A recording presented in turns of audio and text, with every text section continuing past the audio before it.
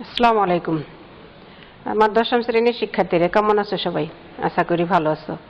আমিও ভালো আছি বলে তোমাদের সামনে একটা ক্লাস নিয়ে উপস্থিত হয়েছি। প্রিয় শিক্ষার্থী, আমি গত ক্লাসে তোমাদের যে ক্লাসটা নিয়েছিলাম সেটা হলো ব্যাংকের শ্রেণী বিভাগ এবং বাণিজ্যিক ব্যাংকের কার্যাবলী নিয়ে আলোচনা করেছিলাম। আজ আমি তোমাদের পড়াবো বাংলাদেশের কেন্দ্রীয় ব্যাংক অথবা বাংলাদেশ ব্যাংকের কার্যাবলী নিয়ে আজকে আমি তোমাদের একটি ক্লাস নিব। প্রিয় শিক্ষার্থী, আজকে আমি তোমাদের পড়াবো কেন্দ্রীয় ব্যাংক বা বাংলাদেশ ব্যাংকের কার্যাবলী। তার আগে আমাদের জানা দরকার যে কেন্দ্রীয় ব্যাংক কাকে বলে বা কেন্দ্রীয় ব্যাংক বলতে কি বোঝায়। কেন্দ্রীয় ব্যাংক হলো এমন একটি আর্থিক প্রতিষ্ঠান যা দেশের ব্যাংক ব্যবস্থার শীর্ষে অবস্থান করে অন্যান্য ব্যাংকের কার্যাবলী নিয়ন্ত্রণ করে। অর্থাৎ কেন্দ্রীয় ব্যাংক হলো এমন একটি আর্থিক প্রতিষ্ঠান যা দেশের ব্যাংক ব্যবস্থার শীর্ষে অবস্থান করে অন্যান্য ব্যাংকের কার্যাবলী নিয়ন্ত্রণ করে।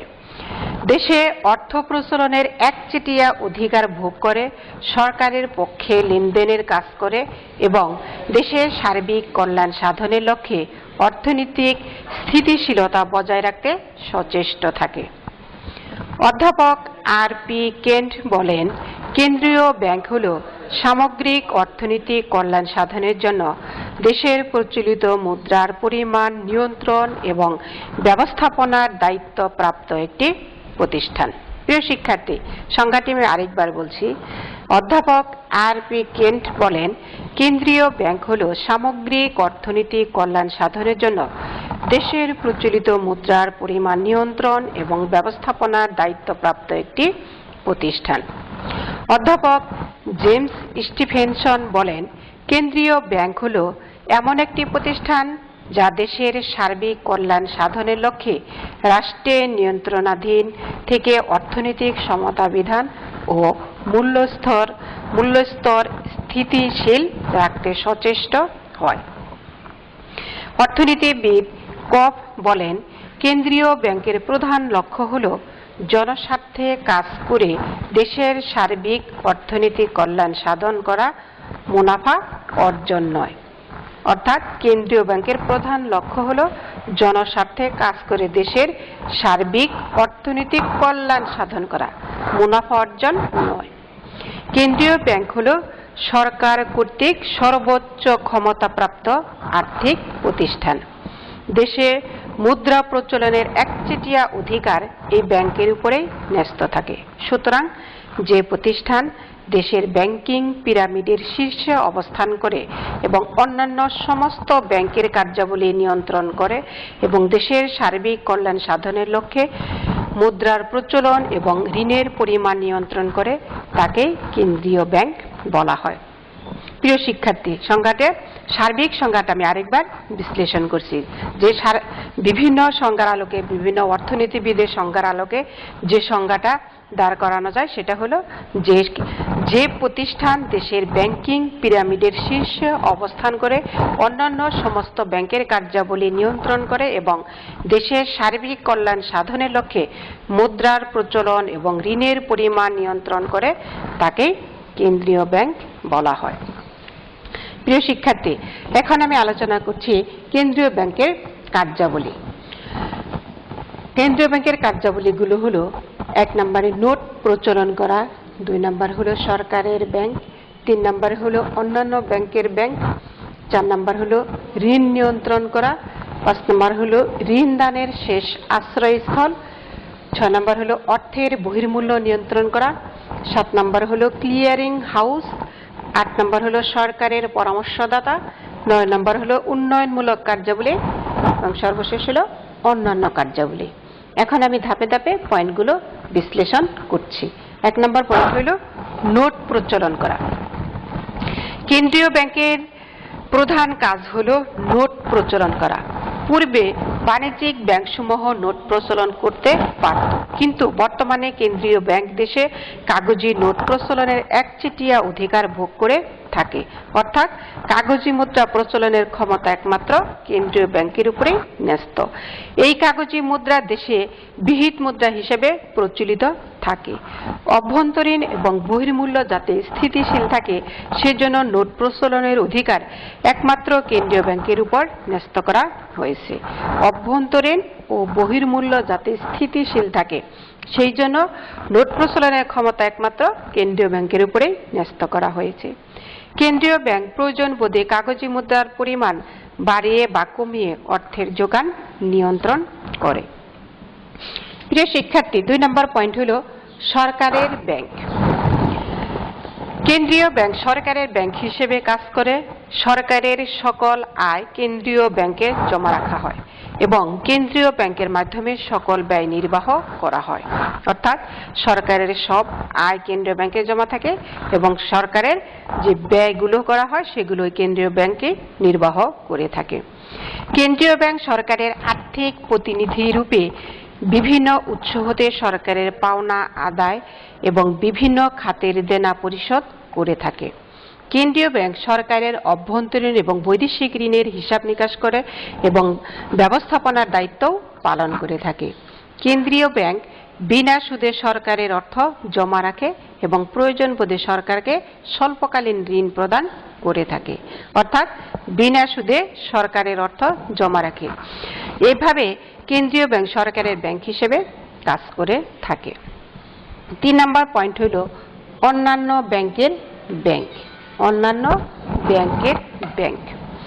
কেন্দ্রীয় ব্যাংক অন্যান্য ব্যাংকের ব্যাংক হিসাবে কাজ করে। অন্যান্য ব্যাংকসমূহকে তাদের মূলধনের কিছু অংশ কেন্দ্রীয় ব্যাংকে জমা রাখতে হয়।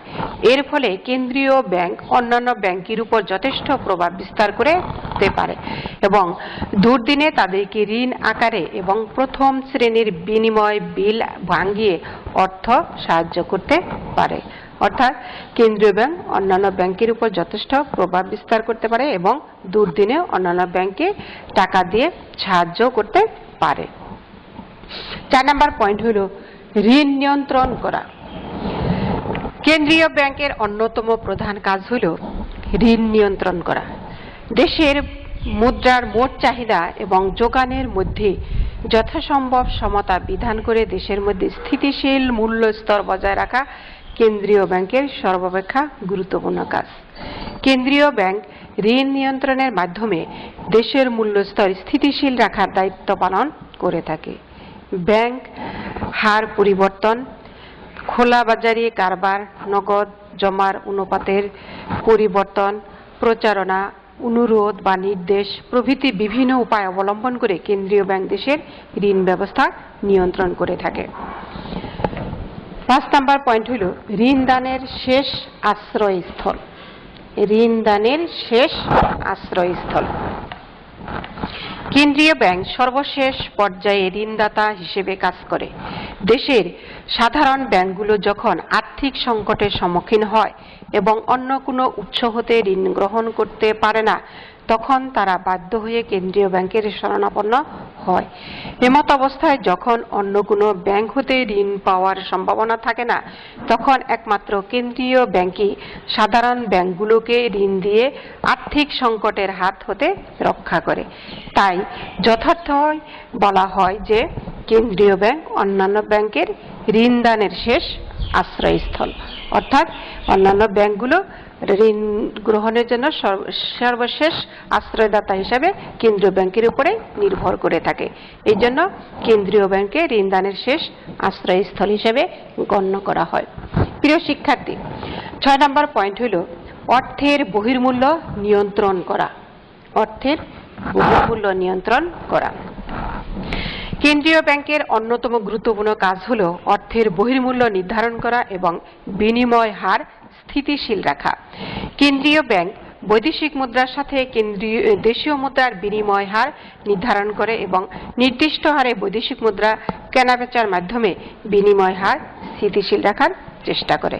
অর্থাৎ কেন্দ্রীয় ব্যাংক বৈদেশিক মুদ্রার সাথে দেশীয় মুদ্রার বিনিময়ের একটা হার নির্ধারণ করে এবং এই নির্দিষ্ট হারে বৈদেশিক মুদ্রা কেনাবেচার মাধ্যমে বিনিময়ের হার স্থির করার চেষ্টা করে থাকে। প্রিয় শিক্ষার্থী, 7 নম্বর পয়েন্ট হলো ক্লিয়ারিং হাউস। ক্লিয়ারিং হাউস কেন্দ্রীয় ব্যাংক অন্যান্য ব্যাংকের মধ্যে পারস্পরিক দেনা পাওনার হিসাব করার জন্য ক্লিয়ারিং হাউস হিসেবে কাজ করে। এই ব্যাংক বিভিন্ন ব্যাংকের মধ্যে চেকের মাধ্যমে যে আন্তঃ ব্যাংক দেনা পাওনার সৃষ্টি করে তা মিটিয়ে থাকে। অর্থাৎ বিভিন্ন ব্যাংকের মধ্যে যে চেকের মাধ্যমে যে আন্তঃ ব্যাংক দেনা পাওনার মাধ্যম সৃষ্টি হয় সেটা এই কেন্দ্রীয় ব্যাংকে মিটিয়ে থাকে। প্রিয় শিক্ষার্থী, 8 নম্বর পয়েন্ট হলো সরকারের পরামর্শদাতা। সরকারের পরামর্শদাতা কেন্দ্রীয় ব্যাংক আর্থিক বিষয়ে সরকারের পরামর্শদাতা হিসেবে কাজ করে। মুদ্রার অবমূল্যায়ন, অতিমূল্যায়ন, বিনিময়ের হার নির্ধারণ, মূল্যস্তর স্থিতিশীল রাখা, সরকারের আয় ব্যয় এবং বাণিজ্য নীতি প্রণয়ন প্রভৃতি বিভিন্ন গুরুত্বপূর্ণ অর্থনৈতিক বিষয়ে কেন্দ্রীয় ব্যাংক সরকারকে পরামর্শ প্রদান করে থাকে। অর্থাৎ সরকারের পরামর্শদাতা হিসেবে কেন্দ্রীয় ব্যাংক কাজ করে এবং সরকারকে কেন্দ্রীয় ব্যাংক কোন কোন বিষয়ে পরামর্শ দিয়ে থাকে বিষয়গুলো হলো মুদ্রার অবমূল্যায়ন, অতিমূল্যায়ন, বিনিময়ের হার নির্ধারণ, মূল্যস্তর স্থিতিশীল রাখা, সরকারের আয় ব্যয় এবং বাজার নীতি প্রণয়ন প্রভৃতি বিভিন্ন গুরুত্বপূর্ণ অর্থনৈতিক বিষয়ে কেন্দ্রীয় ব্যাংক সরকারকে পরামর্শ প্রদান করে থাকেন। প্রিয় শিক্ষার্থী, 9 নম্বর পয়েন্ট হল উন্নয়নমূলক কার্যাবলী। দেশের অর্থনৈতিক উন্নয়নে কেন্দ্রীয় ব্যাংক গুরুত্বপূর্ণ ভূমিকা পালন করে থাকে। অর্থনৈতিক উন্নয়নের জন্য গবেষণা চালানো এবং প্রয়োজনীয় তথ্য সংগ্রহ করা, জাতীয় বাজেট এবং উন্নয়ন পরিকল্পনা প্রণয়নে সাহায্য করা এবং কৃষি এবং শিল্পের উন্নতির জন্য বিভিন্ন আর্থিক প্রতিষ্ঠানকে প্রয়োজনীয় তহবিল সরবরাহ এবং পরামর্শ প্রদানের মাধ্যমে কেন্দ্রীয় ব্যাংক স্বল্পোন্নত দেশসমূহের অর্থনৈতিক উন্নয়নে গুরুত্বপূর্ণ ভূমিকা পালন করে। অর্থাৎ অর্থনৈতিক উন্নয়নের জন্য গবেষণা চালানো, প্রয়োজনীয় তথ্য সংগ্রহ করা, জাতীয় বাজেট এবং উন্নয়ন পরিকল্পনা প্রণয়নে সাহায্য করা, কৃষি এবং শিল্পের উন্নয়নের জন্য বিভিন্ন আর্থিক প্রতিষ্ঠানকে যেমন কৃষি উন্নয়নের জন্য কৃষি ব্যাংকে, শিল্পের উন্নয়নের জন্য শিল্প ব্যাংকে প্রয়োজনীয় তহবিল সরবরাহ করা এবং পরামর্শ প্রদানের মাধ্যমে কেন্দ্রীয় ব্যাংক স্বল্পোন্নত দেশসমূহের অর্থনৈতিক উন্নয়নে গুরুত্বপূর্ণ ভূমিকা পালন করে। স্বল্পোন্নত দেশসমূহ, বিশেষত বাংলাদেশের মতো স্বল্পোন্নত দেশসমূহে এই কেন্দ্রীয় ব্যাংক উন্নয়নমূলক কাজে গুরুত্বপূর্ণ ভূমিকা পালন করে থাকেন। প্রিয় শিক্ষার্থী, কেন্দ্রীয় ব্যাংকের সর্বশেষ কাজ হলো অন্যান্য কার্যাবলী। উপরোক্ত এই 9টা কার্যাবলী ছাড়াও কেন্দ্রীয় ব্যাংক আরো কিছু কাজ বাস্তবায়ন করে থাকে। সেই কাজগুলো হলো যে আন্তর্জাতিক মুদ্রা তহবিল, বিশ্ব ব্যাংক প্রভৃতি আন্তর্জাতিক আর্থিক প্রতিষ্ঠানসমূহে নিজ দেশের সরকারের প্রতিনিধি হিসেবে কাজ করে।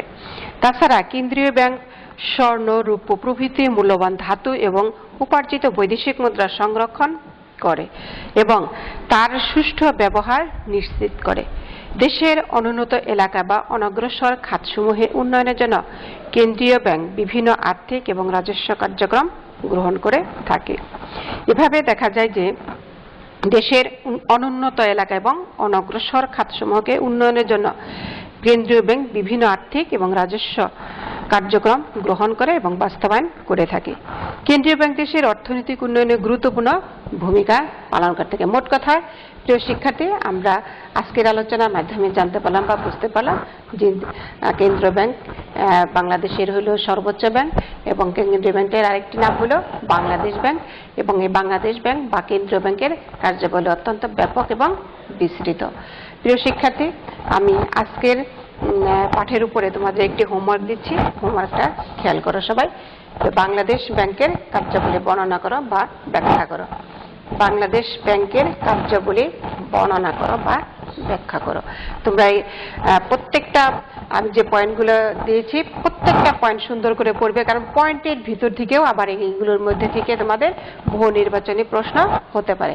কাজেই এটা মনে করলে হবে যে না, যে 10টা পয়েন্ট আছে আমি 3টা পয়েন্ট বা 4টা পয়েন্ট ভালো করে পড়লাম আর কয়েকটা না পড়লাম, তাহলে হবে না। কারণ প্রত্যেকটা পয়েন্টের ভিতরের পড়ার ব্যাখ্যার মাঝখান থেকেও তোমাদের বহু নির্বাচনী প্রশ্ন হতে পারে।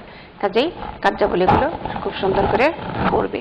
প্রিয় শিক্ষার্থী, তোমরা ভালো থাকো, পড়াশোনায় মনোযোগী হও, ঘরে অবস্থান করো এবং নিরাপদে থাকো। অভিভাবকের কথা শুনবে, অভিভাবকের পরামর্শ মতো চলবে এবং পড়ালেখায় মনোযোগী হবে। সবাই ভালো থাকো, সুস্থ থাকো, সুন্দর থাকো, এই কামনায় আজকের মতো বিদায় নিচ্ছি। খোদা হাফেজ।